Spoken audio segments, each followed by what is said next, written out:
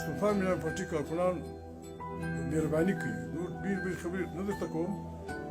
خشم زه لرم هم نه لیکن خشم کوم پارټي په ډېرو خوارۍ جوړه سوې ده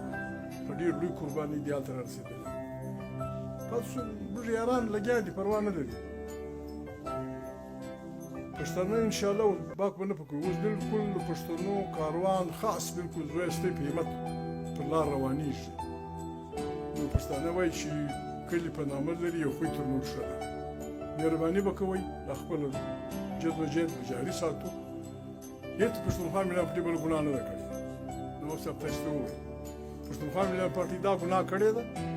چې د پښتانه دا ټبرونه چې له زمانو خلکو سره جنګولي دي دا راټولوي اوس دا اکرم بیلتونه توروي چې زموږ بیلتونه تور کړي او زه ووایي چې زه فلانی ترک کوي زه بس فلاني سره پیسې مله کمان داسې موټران پیسې کارتوس توپک نوم فلانا چې هر اکرم خان سړی دا دوی سره یاران چې دا اوس دغه واخلي چې زه د فلاني فلانی سړی یم نو دا هر شی به پښتونخوا ملي پارټي څه خلک په دې بد وړي ولې دوی پوهېږي چې کله پښتنو لاس ور کړی دی باندې چې جوړ کړي دا کوچنی ځای دی چې اوس یې شمار کړې قلم پسې راواخلې دلته د پښتانه د ټبرونو کم سے کم 15 ټبرونه خلک ناست هر څه څوک یې فلانی مدوخیل یم کاکړ یم تخو یم ترک یم بادیزه یم فلانی زه یم فلانی زه یم ترین یم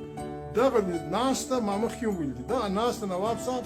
پر دغه شیطاني قوتونو داسې بده لګېږي لکه په شیطان چې لاحوله بده لګېږي داسې دی وایي دې سره جنګ وم هغه دې څخه د شادۍ کرم بیا سره راغوښتي 200 کسې کې 50 پښې ناست دا پر دوی ډېره بده لګېږي دا ته به زور کوو او سپین ږیرو ته به دا خواست کړي چې اوس سپین ږیرو د وطن سپین ږیرو موږ دا یو لکه ستۍ کڼي چې وي پېښور موږ ته بس دا مهرباني وکړئ سپین ږیرو خدای ته وګورئ او پخوا سپین سرو به ورته دغه کول بیا به سر اړول